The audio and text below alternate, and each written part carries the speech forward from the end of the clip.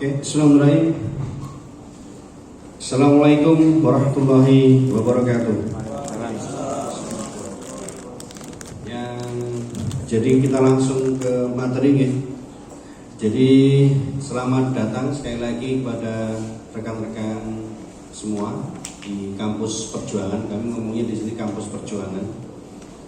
Dan juga ini atas kerjasama, waktu itu nggak sengaja kita tiktokan ya, di mana, di WA Group kita adakan acara apa, dan alhamdulillah saya bisa menepati janji terus. Jadi kita tawarkan sekalian, kalau enggak saya masih punya hutang katanya. Jadi oke, baik Bapak Ibu sekalian, kita langsung aja ya, mengingat waktunya terbatas. Jadi mohon izin, saya juga sebenarnya mengambil berkah dari pertemuan ini. Saya kira ini adalah perjuangan yang salah satu bentuk dari aktualitas kita untuk membangun umat ini ya, terutama khususan untuk bangsa Indonesia ini supaya lebih maju bermartabat ya.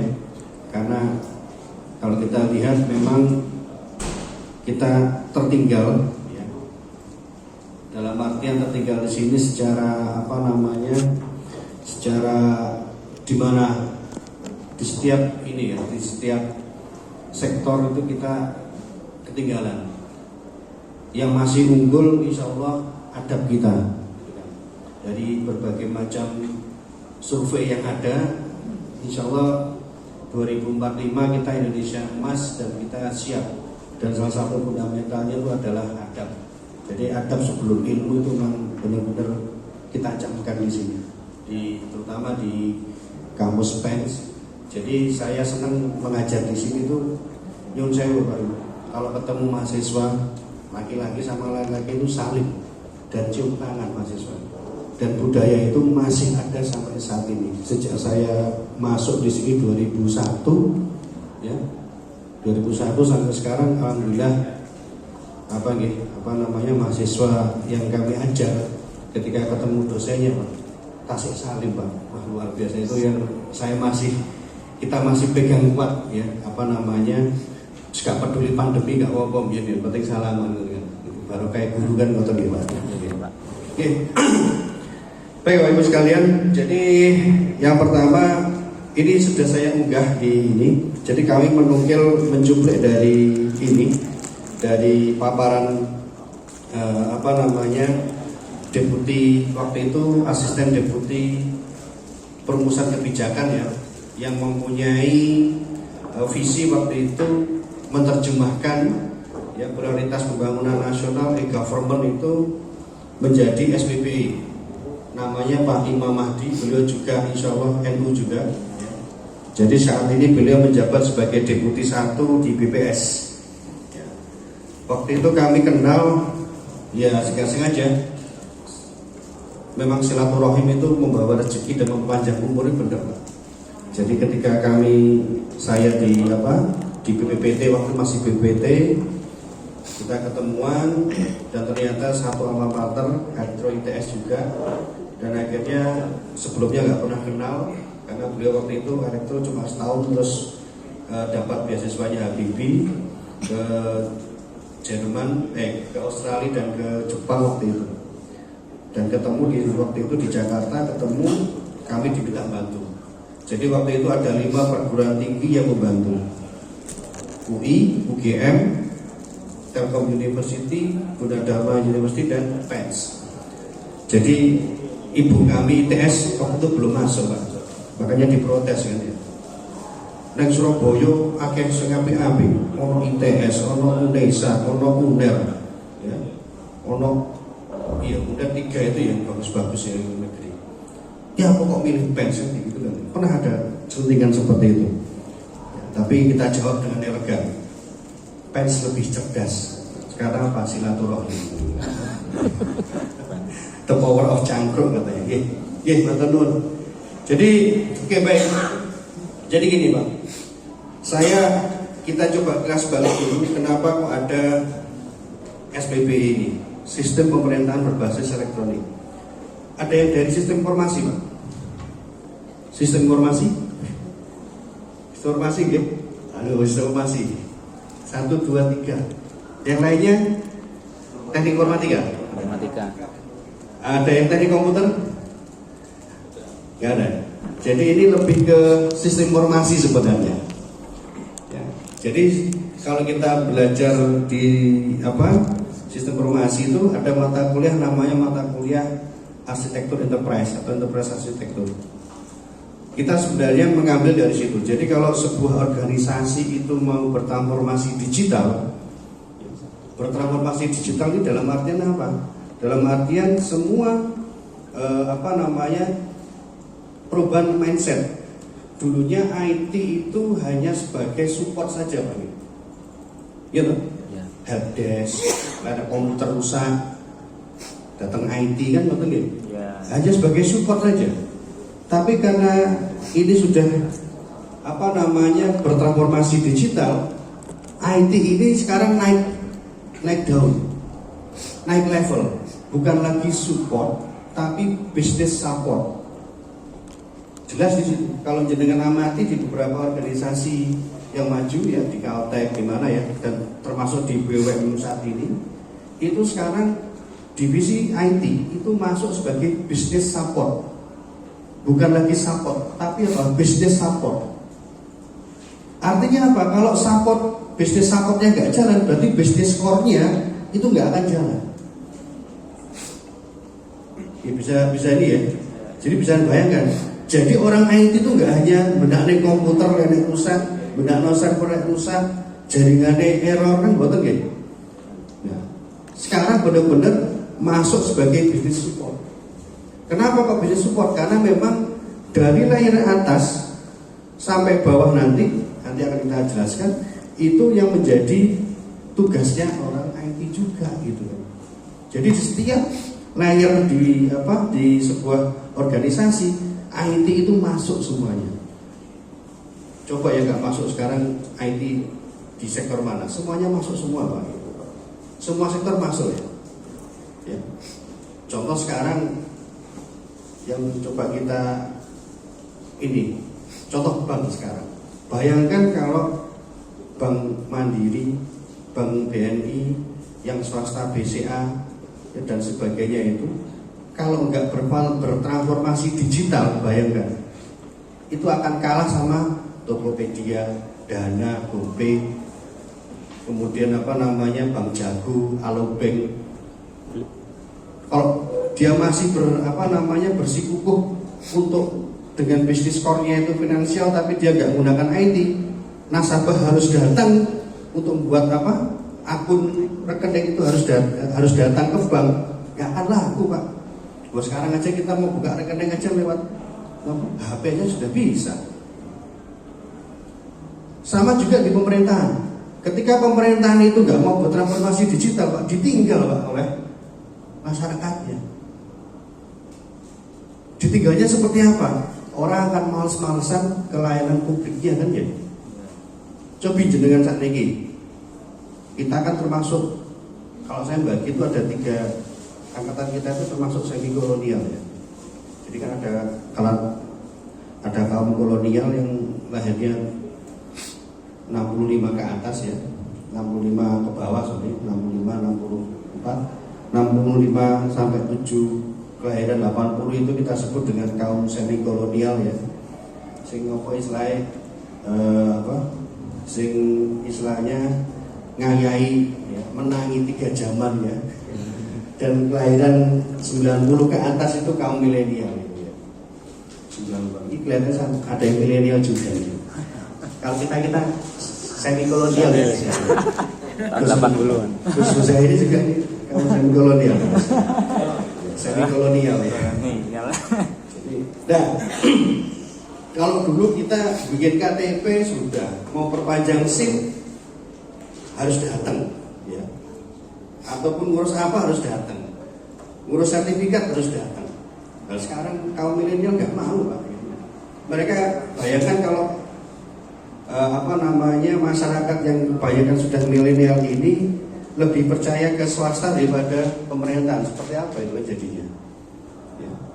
Dan pemerintahan nggak hadir di situ. Seperti apa jadinya? Rusak semua nantinya. Nah, disinilah SPB ini sebenarnya ada salah satu ininya.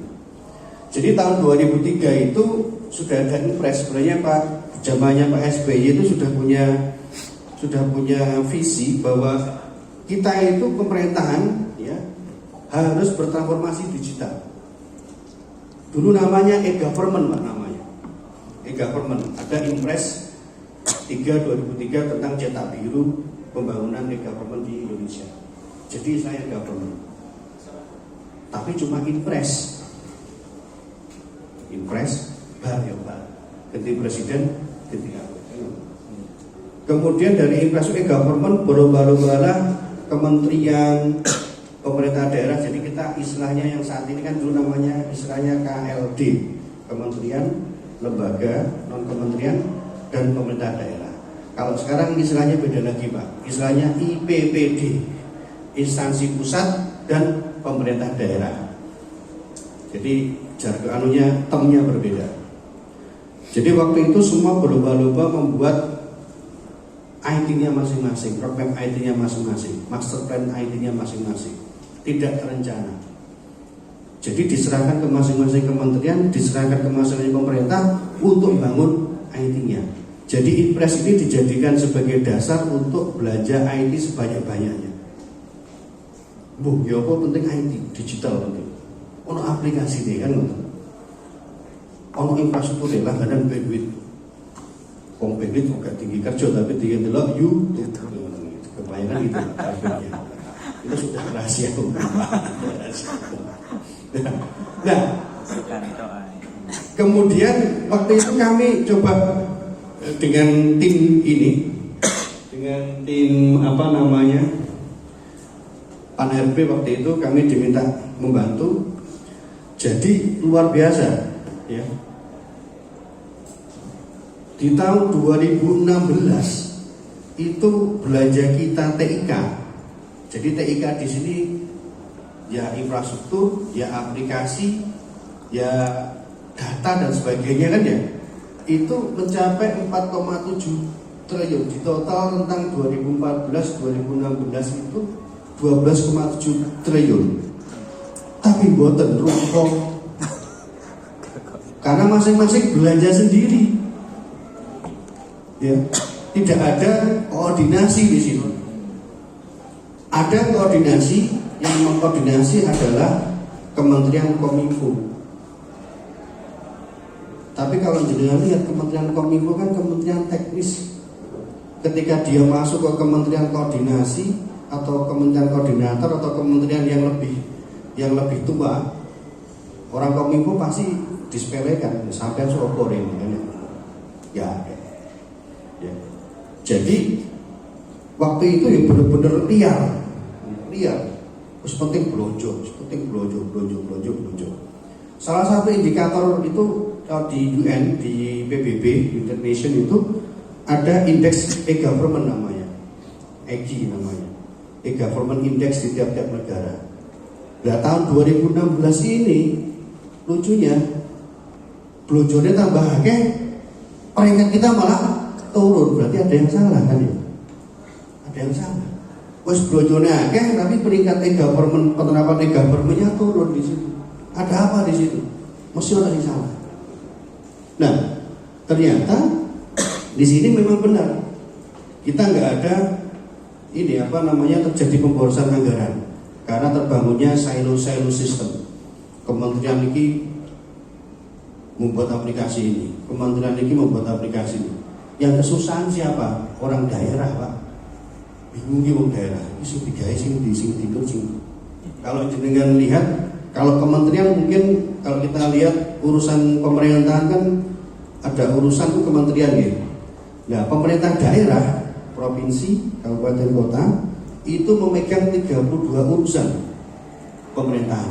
Bisa jenengan bayangkan 32 urusan pemerintahan dari pemerintah daerah. Kalau kementerian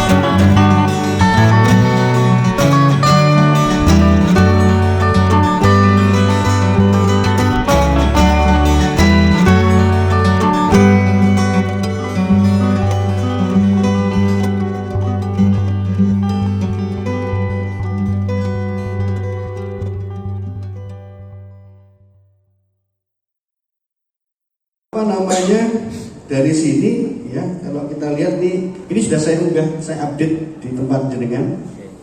Jadi nanti ketika kita ngomong ini tujuan dari apa namanya kebijakan yang saat ini waktu itu ada sebelum 2018 Perpres ini memang silo-silo sendiri. Aplikasi database infrastruktur punya kebijakan sendiri, Kementerian A punya kebijakan sendiri, Kementerian B, daerah A, daerah B. Itu beda-beda. Ya. Padahal harusnya sama. Kalau di pemerintahan itu hanya dua layanan, Pak, dua kategori layanan. Layanan pemerintahan dan layanan administrasi, layanan publik dan layanan administrasi pemerintahan. Jadi layanannya cuma dua, Pak. Kalau layanan publik itu bagian dari government ke masyarakat, gitu. Kalau administrasi pemerintah kan internal pemerintahan itu, baik itu yang horizontal maupun yang vertikal. Jadi cuma kalih mawon layanannya itu. Nah, harusnya dari layanan pemerintahan ataupun layanan publik maupun layanan pemerintahan, harusnya kan kalau kita ngomong flow-nya kan harusnya sama gitu. Proses bisnisnya kan harusnya sama gitu. Contoh misalkan pengadaan barang jasa. Mungkin dengan konon PBJ gitu, pengadaan barang jasa kan wonten aplikasinya SPSE, mungkin pernah dengar ya. Jadi setiap belanja kan harus SPSE itu kan yang lewat itu. Itu kan proses bisnisnya harusnya dari Sabang sampai Merauke kan harusnya sama. Itu yang sukses SPSE aja. Ya, yang apa namanya LPSE itu ya, LKPP itu. Tapi yang lainnya itu kok nggak sama. Padahal harusnya proses bisnisnya sama. Itu yang aneh. Masing-masing punya infrastruktur sendiri. Wah, itu luar biasa itu kan ya. Sampai kita kehilangan 12,7 triliun dalam waktu rentang ini tapi nggak jadi apa-apa. Nah, sehingga waktu itu ini perlu ada satu kebijakan nih. Oke, levelnya presiden dulu tidak apa-apa. Ada level, ada semacam kebijakan di mana kita akan mengarahkan itu sama harusnya. Ada satu track buku panduan, ada satu panduan yang sama untuk seluruh instansi pemerintah, baik pusat maupun daerah. Dan di sini kalau kita lihat, jadi bukan SPBU Pak ya, SPBE ini kan. Kadang-kadang SPBE itu kita coba pengisian bahan bakar LPG kan itu. Nah, jadi di sini kalau kita lihat Perpres nomor 95 2018 ini sebenarnya berisi tentang apa? Platform kebijakannya SPBE, Pak. Jadi platformnya di situ, guidance-nya di situ, cara berpikirnya di situ. Ya. Jadi penyelenggaraan pemerintahan yang memanfaatkan teknologi informasi dan komunikasi untuk memberikan layanan kepada pengguna SPBE. Jadi penyelenggaraannya ya, menggunakan TIK, ya, kontennya berupa layanan, usernya siapa? Pemerintah, masyarakat gitu kan.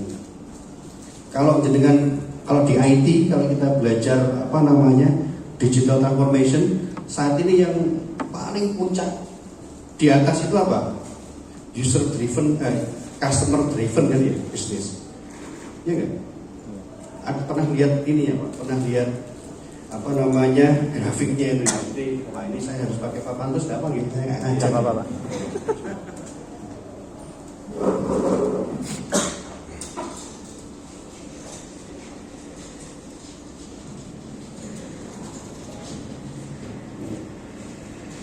Ada pertanyaan langsung disampaikan Pak.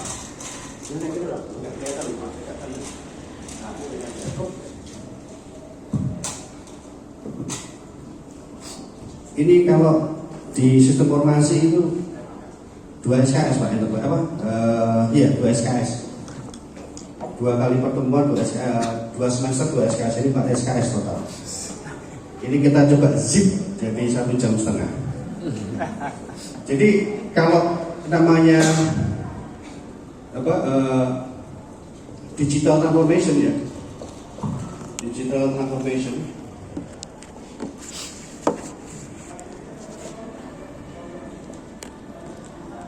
saat ini yang menduduki puncak pertama itu apa? Customer driven.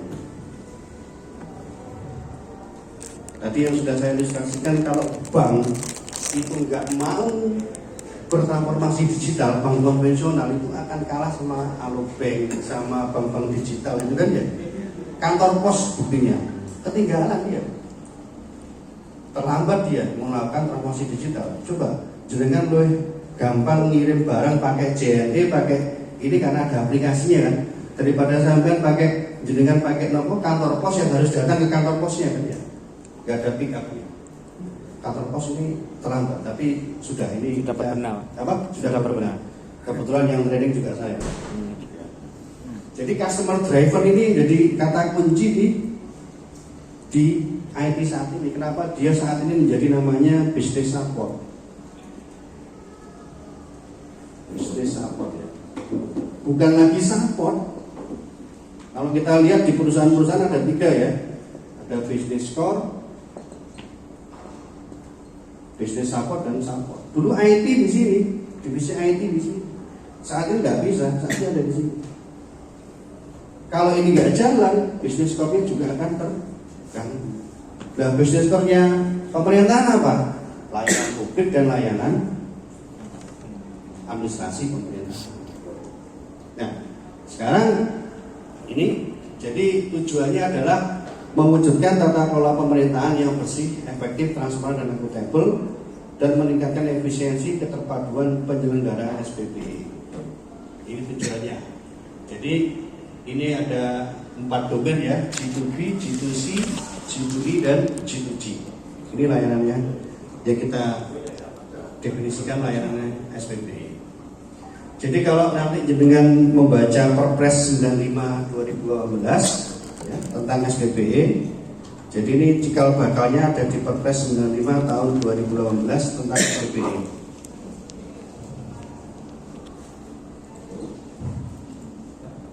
Kalau kita lihat di sini SPBE itu ada beberapa layer ya. Jadi layer intinya semua harus menginduk kepada yang namanya rencana induk dan arsitektur SPBE. Jadi nanti dari pusat, jadi bersama dengan Perpres 95 itu arsitektur SPBE nasional itu sudah ada lampirannya. Tugas berikutnya adalah menerjemahkan arsitektur SPBE nasional ini ke pemerintah pusat maupun ke instansi pusat maupun ke daerah. Jadi core-nya di sini, core of the core-nya di sini, rencana dan induk dan arsitektur SPBE. Kemudian di rencana induk ini berisi pertama rencana anggaran, ada namanya proses bisnis, ada namanya data informasi, ada namanya infrastruktur, aplikasi, keamanan, dan layanan. Jadi yang namanya rencana induk itu minimum harus berisi 7 ini, Pak. Master Plan TIK, kalau sekarang kita nyebutnya arsitektur SPBE ini, buku arsitektur SPBE ini mencakup 7 ini harus ada semua. Mungkin ada yang pernah belajar obat COVID atau TOGAF. Frameworknya untuk jadi sebuah organisasi itu ketika ingin bertransformasi digital, kesiapannya itu diukur dengan menggunakan framework namanya TOGAF. Ya, salah satu frameworknya namanya TOGAF. Jadi TOGAF itu membagi frameworknya menjadi 4 layer. Yang pertama layer bisnis, kemudian layer apps ya, aplikasi, apps, kemudian infrastruktur,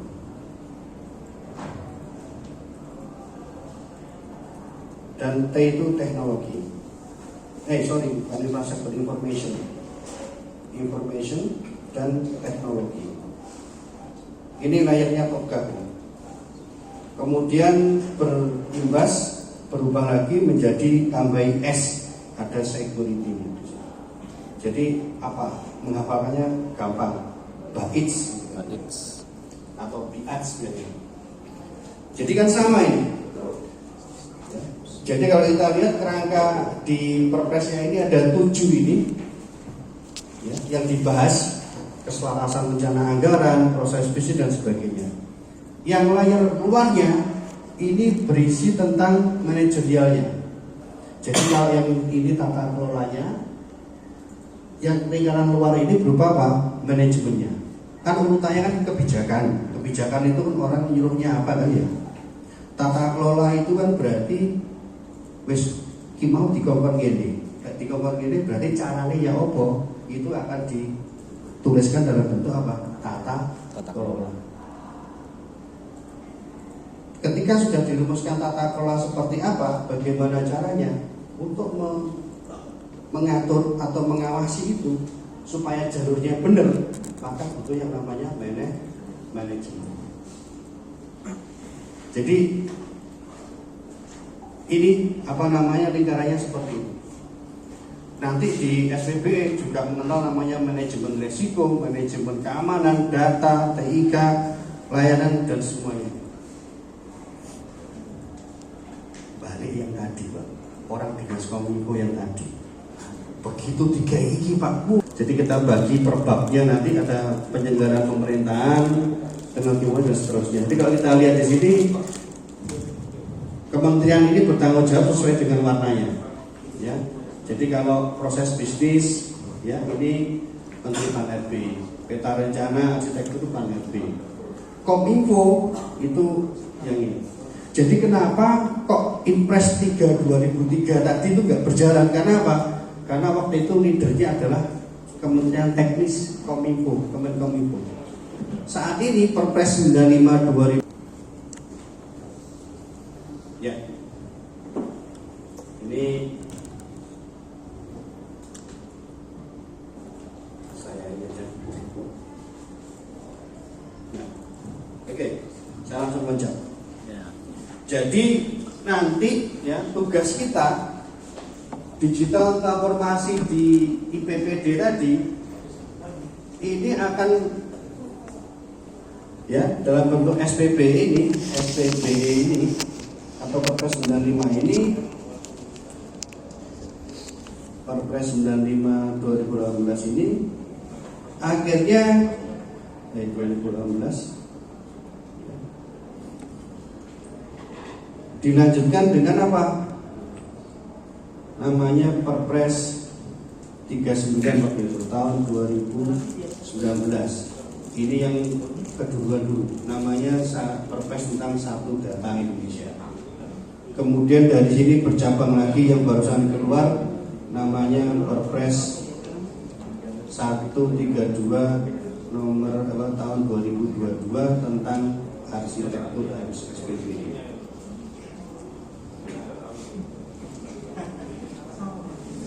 Jadi bisa Anda bayangkan 2003 ini Impres, kita kosong 15 tahun, liar semua. Kemudian Perpres SPB-nya datang, tapi arsitekturnya nggak muncul-muncul, baru datang 4 tahun. Ini yang membuat keonaran, membuat bingung semuanya. Kenapa kok bingung? Bingungnya apa? Cara berpikirnya ini nggak ada, baru muncul tahun 2022 kemarin cara berpikir. Oke, sekarang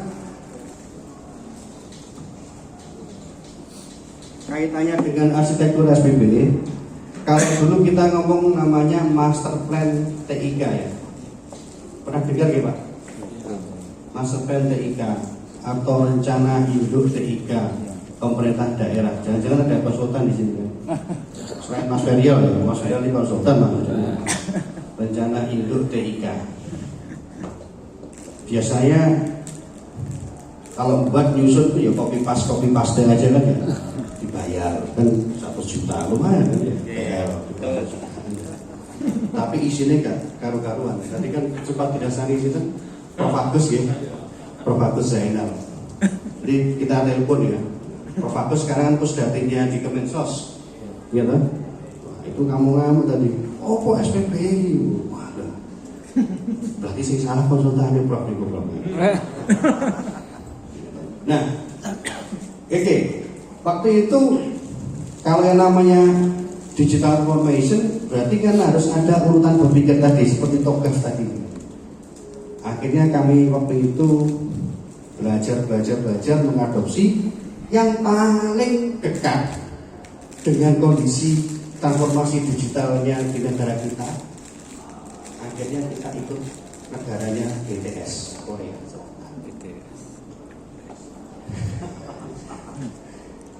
Berarti memang ya kita mau tidak mau mengakui ya, oh ternyata yang paling dekat dengan kita itu adalah sejarahnya itu adalah punyanya Korea Selatan.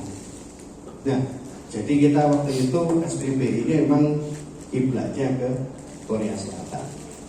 Nah, cara berpikirnya seperti apa? Kalau tadi ada Bakits, ya, di standarnya tadi, kita punya sendiri ini frameworknya.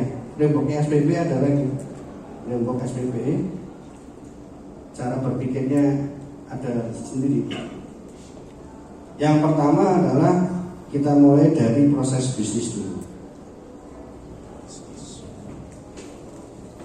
Proses bisnis ini kaitannya dengan interaksi antara aktor yang ada di dalamnya. Misalkan kalau gubernur dengan kepala dinas itu hubungannya seperti apa, dinas A dengan dinas B itu hubungannya apa, itu akan didefinisikan di sini. Selama ini kan udah autopilot semua Pak. Kemudian baru mikir yang namanya layanan. Semuanya punya tusi sendiri-sendiri, tapi begitu dia tusinya oke, sudah terdefinisikan tugasnya dengan nopo, tugas dan fungsinya dipetakan semua, kemudian baru kita definisikan layanan. Jadi layanan tadi kan layanan publik sama layanan administrasi pemerintah. Berarti layanan itu adalah sekumpulan dari proses bisnis.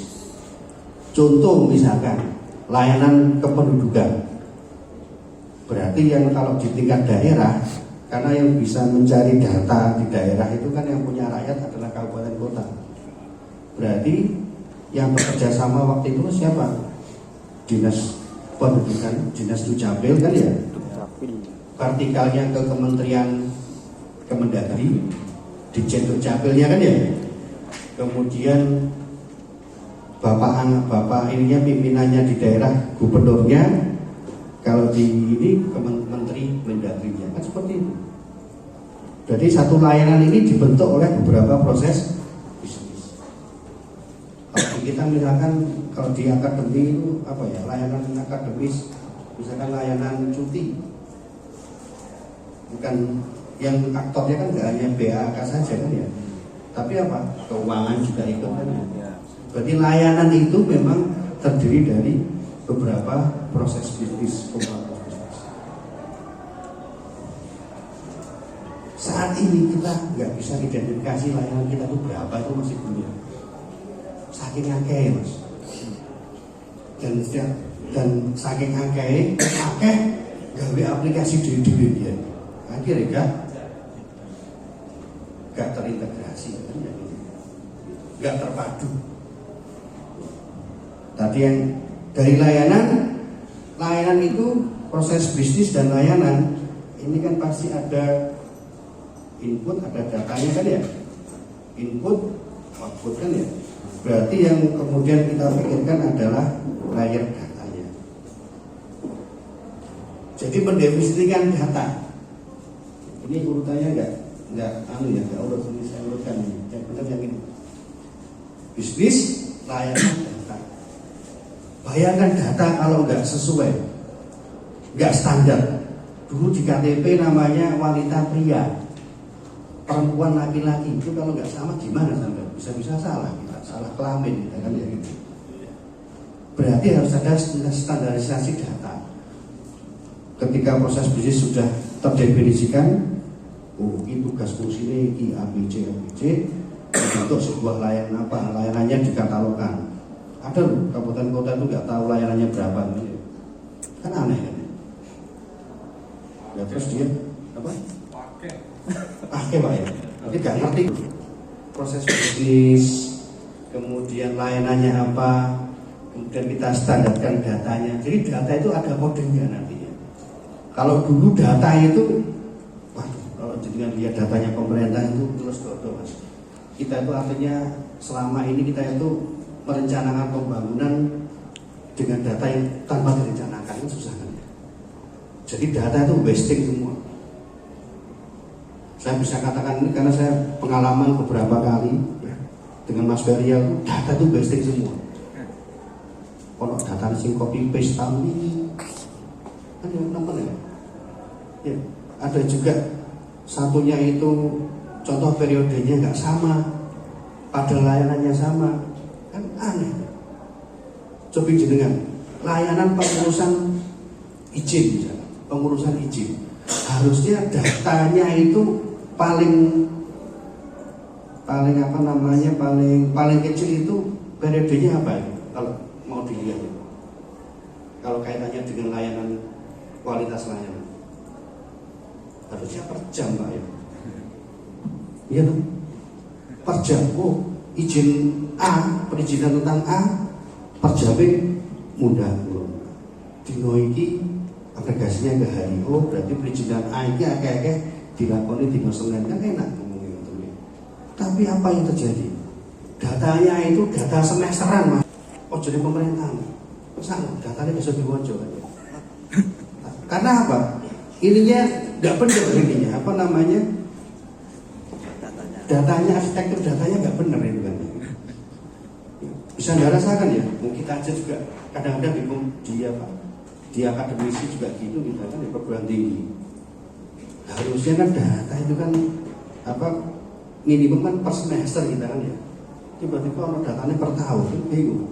Di sini deko, di sini itu kadang-kadang saya takon-takon. Arab rapat senat takut upload di Indonesia kan lucu kan ya. Kan harusnya by sistem, oh senat tinggal atau bagian akademik, sing DO iki, sing gak sesuai nilainya iki sudah. Harusnya dari UAS sudah kelihatan kan ya. Sudah lama kan ya. Tapi ini apa? Kaprodinya didului.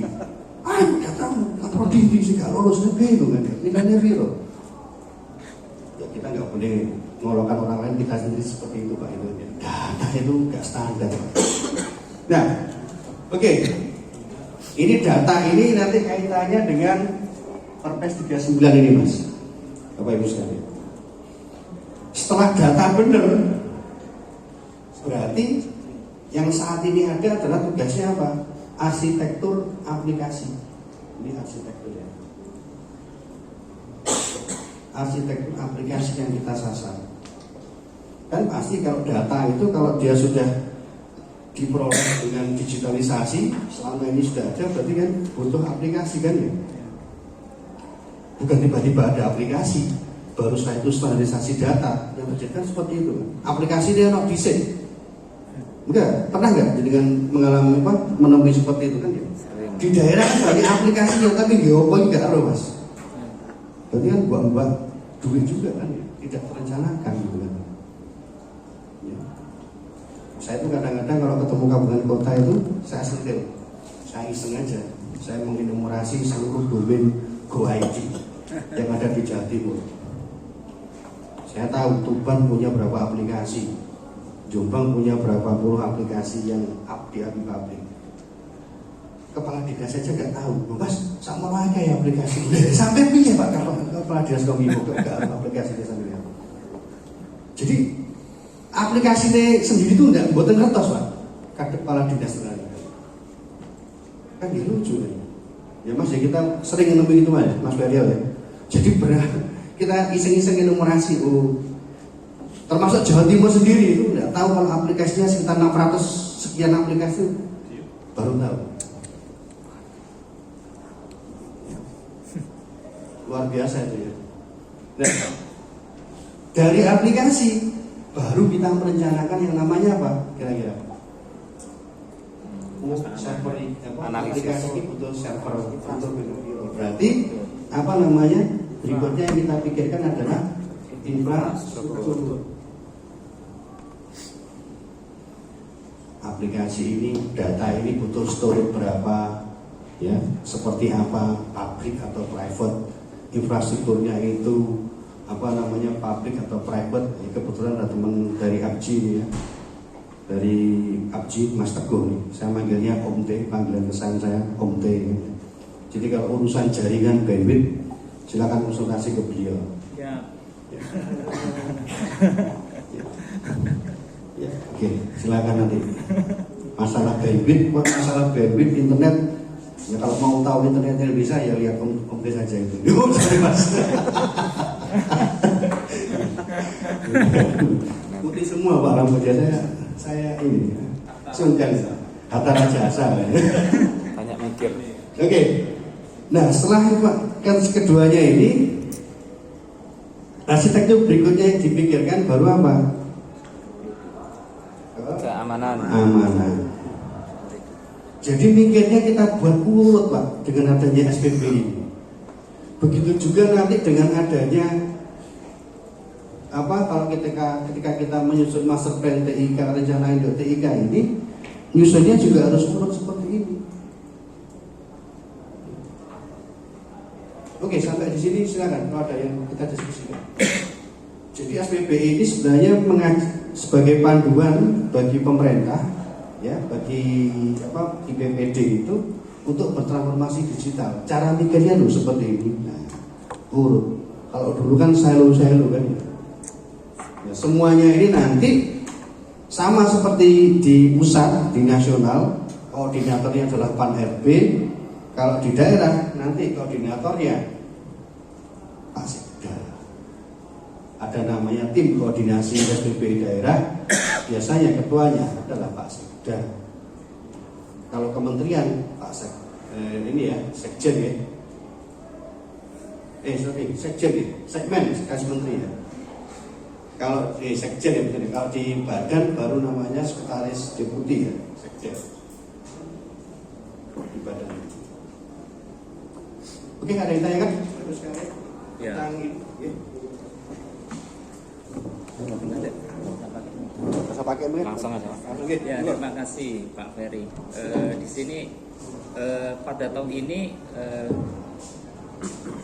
ini tim kami Universitas Jeddah Pasuruan itu kebetulan saya sama teman saya itu ada PKM PKM terkait layanan desa digitalisasi. Kemudian ada beberapa permasalahan biasanya di desa itu ada beberapa permasalahan biasanya di desa itu dapat ada surat dari Pemda ya, Pemda bahwasanya desa ini dituntut sebagai smart village, tapi itu berjalan beberapa tahun tapi tidak ada tindak lanjut.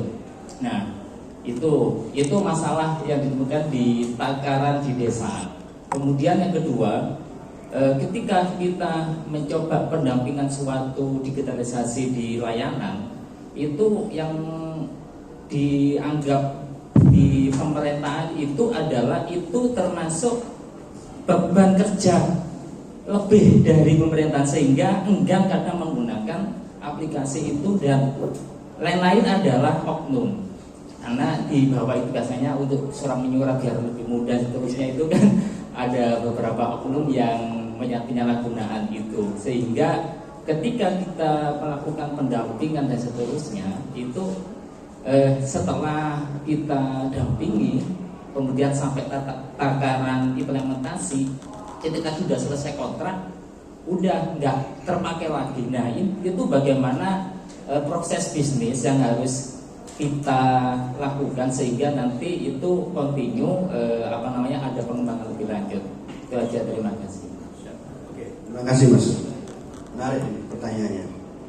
Jadi di pusat saya mencoba untuk meraba-raba nih. Jadi SPP ini kita tahapannya ini masih merangkak ya. Seluruh itu masih merangkak. Tadi saya singgung yang namanya pemerintah daerah itu di bawahnya apa? Kemendagri kan ya. Kebanyakan di bawahnya Kemendagri kan ya.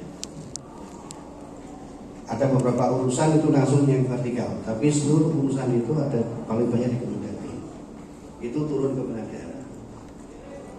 Celakanya lagi Mas, di daerah desa duwe Kemendes dewe. Kemendes. Antara Kemendagri Kemendes ini tidak sanggup. Apa meneh niki kalian Kemenpan RB juga nyambung. Ini yang terjadi. Padahal kita sudah punya satu panduan. Egonya masih terlalu besar. Jadi kalau jenengan buat aplikasi mas, ya sekarang terus terang dana paling besar itu ada di sini mas. Kemendes. Pemberdayaan masyarakat desa itu dananya luar biasa. Ya. Tapi ya itu, mungkin untuk alokasi yang TIK-nya itu memang seharusnya ini kadang-kadang di BUMTEK itu ya, yang lucunya kalau ada bimbingan teknis, kalau kita ASN ada bimbingan teknis ya, kegiatan apa ada bimbingan teknis gitu.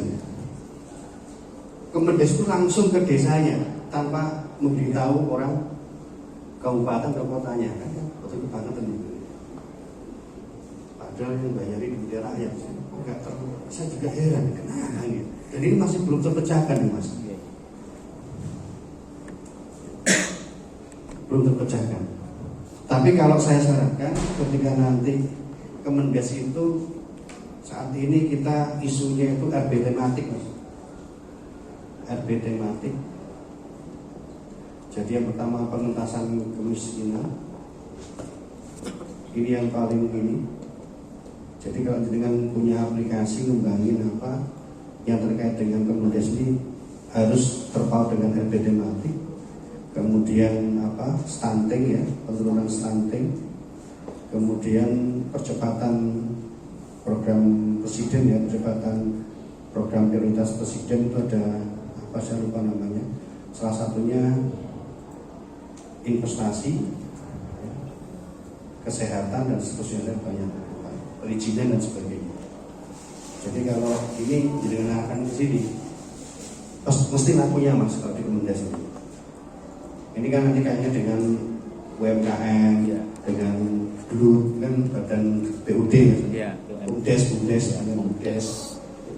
Jadi aplikasi-aplikasi yang kelihatannya itu memang apa namanya langsung ya. Tapi yang saat ini mungkin menjadi masalah yaitu Pak, di kementerian pun masih belum sinkron sebenarnya antara SPP dan kita mencoba untuk berkontribusi di situ. Jadi nggak hanya kami yang terus saja yang menggarap istilahnya SPB, tapi kami ingin membuka wawasan penjenengan. Jadi meskipun waktunya sedikit mepet, tapi banyak konsep ini sudah jenengan itu. Karena nanti kalau yang misalkan ada pekerjaan, oke Pak, buat ini apa SPB atau manajemen SPB, mohon silakan. Nanti mungkin bisa kita koordinasikan sama-sama. Tetap nanti yang mengerjakan kita kolaborasi. Prinsipnya kolaborasi kan harus ada kesamaan dulu. Jadi kita harus satu level yang sama. Kalau nggak level yang sama nggak akan bisa kolaborasi. Jadi saya harapkan dengan adanya ini kita punya pemahaman yang sama. Ini konsep dari SPB. Nah, jadi seluruh proses penyelenggaraan SPB ini ya, tadi ada berbagai macam ini ya. Ini prosesnya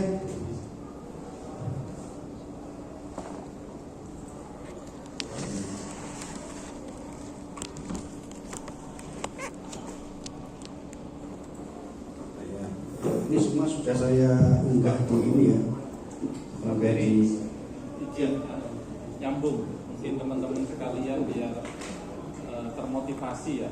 Jadi satu itu kebutuhan resource SDM ya di beberapa wilayah tentunya di terutama teman-teman yang ada di masing-masing kabupaten untuk ambil bagian di bidang SPBE ini apa yang harus ditekuni gitu ya, yang harus disiapkan, yang harus dipelajari.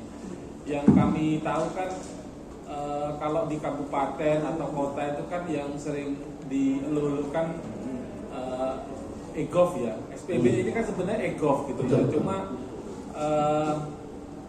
ya teman-teman di Kominfo itu kadang ya benar tadi, memang teman-teman yang memang tidak paham dan pengadaan lain-lain itu juga berdasarkan bisikan. Nah, mudah-mudahan teman-teman dari CSNU itu bisa berkontribusi, karena kan tidak harus kita bidang teman-teman ini kan beda-beda. Tetapi kalau di SPBE saya rasa perlu mempelajari bagaimana proses pengisian framework, dan nanti pasca setelah workshop ini, ketika misalnya di Probolinggo ada SPBE, teman-teman tuh bisa nimbrung, siapa tahu ada kolega yang bisa diikutkan dan bisa terjun langsung mempraktekkan apa yang ilmunya sudah ada, sehingga bergurunya ke Pak Ferry ini sekaligus join langsung praktek di lapangan. Nah, jadi output yang pertama apa yang harus dipelajari oleh teman-teman ini nanti setelah workshop ini bisa dicicil. Terus yang kedua nanti poin apa di lapangan supaya bisa diambil bagian di SPBI project. Itu Pak Ferry. Oke, baik, makasih Gus. Jadi penerapan SPBI ya. Jadi kalau tadi kan sudah saya ilustrasikan, SPBI itu ada domain cara berpikirnya itu. Ini bisa coba lanjutkan lagi terkait dengan pertanyaan yang di saya ini tadi. Jadi dari ini yang namanya arsitektur SPBI ini kan itu berlakunya sesuai dengan periode kepemimpinan dari pemerintah daerah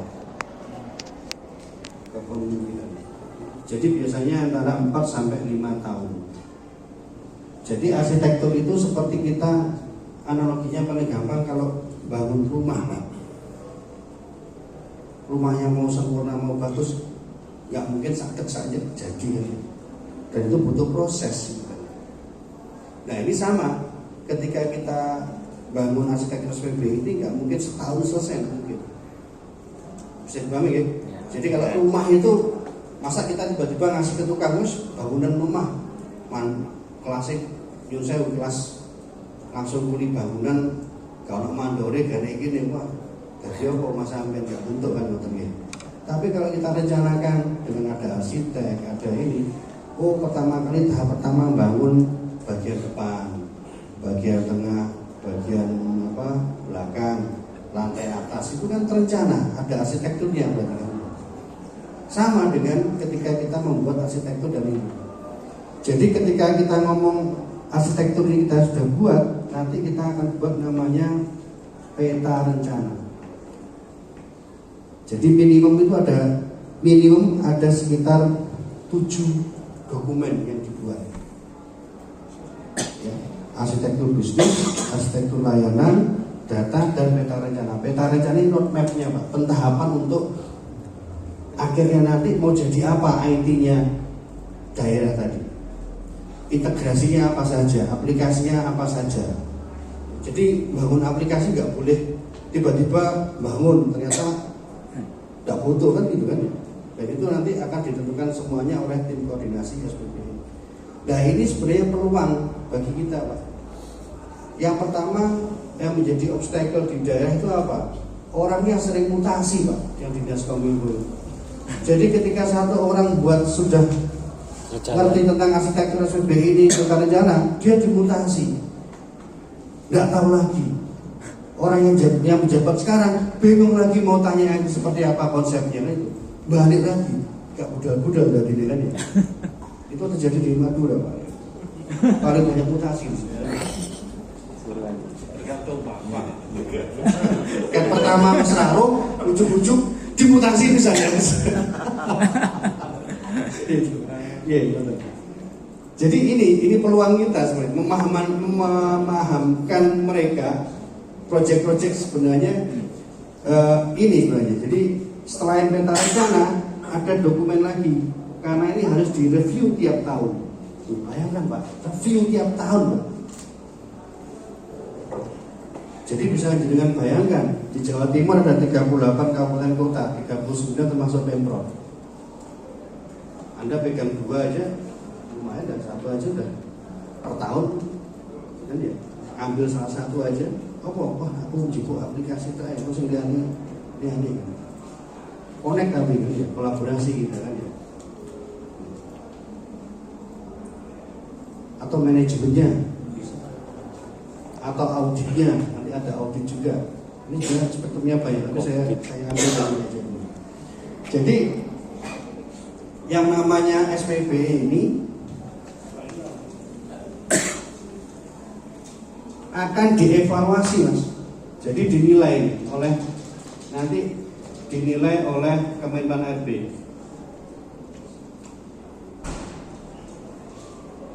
Apalagi SPB ini sekarang sudah menjadi IKU, Indeks Kinerja Utama dari pemerintah daerah. Jadi sudah masuk. Jadi nggak bisa main-main lagi IKU-nya itu. Dan juga masuk nanti kedepannya masuk sebagai pembobotnya RB. Lek pembobotnya RB berarti urusan kalian tukin. Lek SPB ini lek tukin ya. Rencananya seperti itu nanti. Berarti powerful itu kan. Dipaksa. Akhirnya Berlomba-lomba itu memahami itu. Tapi itu aja kita bingung ya. Satu kementerian aja, direktorat yang dalam satu kementerian aja kadang-kadang nggak sinkron. Jadi SPB ini nanti dinilai, ya. Dinilai Kemenpan RB ada 2 tahap, namanya evaluasi dan monitoring. Jadi menilainya SPB ini selang-seling, Pak. 2018 evaluasi, 2019 monitoring, 2020 evaluasi, 2021 ini nggak ada ya, itu diloncati. Ini 2022 monitoring, 2021 loncat juga nggak ada. Nah, saat ini kita 2023 kita masuk evaluasi. Jadi dinilai, Pak.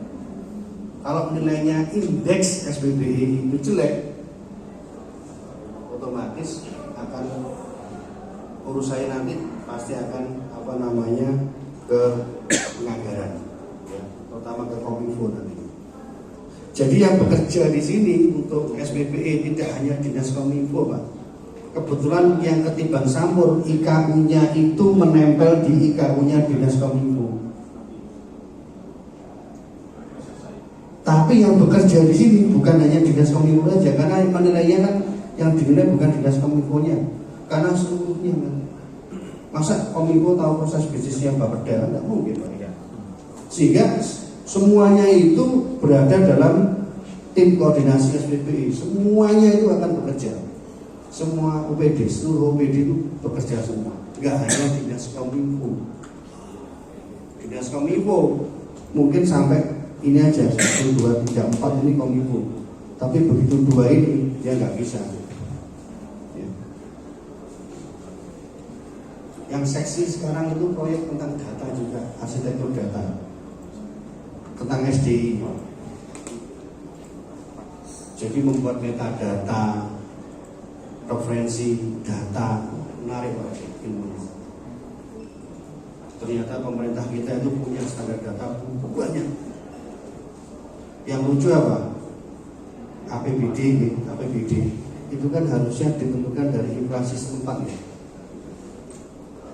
Kalau dengan membuat APBD, perencanaan APBD misalnya, ya, harusnya kan melihat harga-harga di tempat dengan di kabupaten kota Anda itu. Tapi apa yang terjadi saat ini? APBD itu saya kira kita perlu masuk ke sana karena apa? Yang pertama, kepala daerah di Jawa Timur itu rata-rata sakit kan sing bisiki saketing jenengan. Kan peluang berarti kan Bang ini. Peluang. Kekei bisikan sing bener kan ngoten gitu sih. Daripada bisikannya konsultan enggak bener kan ya. Itu ketika sampai coba pelajari ini nggak mungkin memahamkan SPB ini apa kita tahu semuanya di saat ini dan enggak ini sebagai pemantik. Bayangkan kalau review per tahun ini kita dapat lumayan loh PL kan 100-an Pak ya, 200. Anda bisa ikut di situ per tahun loh Pak ya. Ya selain dapat barokahnya, dapat cuannya juga Pak. Menarik nih, pede aja Pak, pede aja. Nggak usah takut sama PENS, nggak usah takut sama ITS ya. Kita PENS kan kita bukan musuh, kita kan kolaborasi ya. ITS juga gitu sama. Silakan berkolaborasi. Oke, ada pertanyaan lagi Pak? Itu jawaban saya Gus, dari Gus. Jadi proyek-proyek itu banyak sekali. Data, arsitektur ini, pendampingan evaluasi ini Pak. Evaluasi SPB itu ada 47 indikator. 47 indikator pertanyaan yang harus dijawab oleh pemerintah daerah, pusat atau juga. Nah, kita diminta untuk mereview. Nah, biasanya pemerintah daerah juga minta pendampingan ini. Ini data dukungnya benar boga. Saya tak jawab benar boga sesuai dengan ini. Nah, oke, 132. Terus nanti ini ada untuk yang evaluasi ini petunjuknya ada di Permenpan 59 tahun 2020 dan sekarang ada yang baru, ada di Pedoman Teknis nomor 6 tahun 2023. Coba dicek di Google Drive ya Pak, itu sudah saya ini kan ya. Jadi hubungan antar kebijakan ada di situ. Google Drive-nya mungkin dengan bisa ini. Jadi ada Perpres 95